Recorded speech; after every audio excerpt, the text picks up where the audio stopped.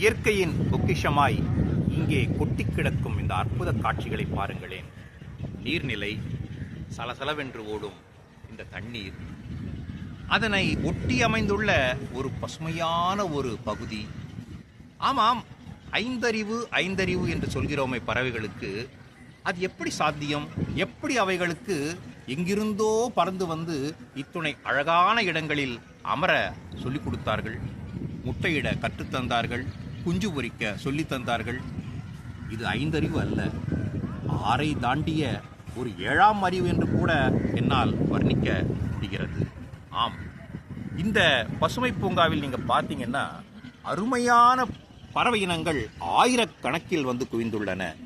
இதோ இந்த நீர்நிலையை பாருங்களேன், எவ்வளவு மனதுக்கு இதமாக காட்சியளிக்கிறது என்று. கவலையை மறங்கள், இயற்கையை ரசியுங்கள், வாழ்க்கையை வளமாக்கிக் கொள்ளுங்கள். இவ்வளவு நேரம் இந்த இயற்கையை பற்றி ஒரு வர்ணனையை கொடுத்தேன் அல்லவா? நான் உதயகுமார், என்னோடு ஒளிப்பதிவாளர் நீலகண்டன், திரு பழனி. விடைபெறுகிறேன். நன்றி, வணக்கம்.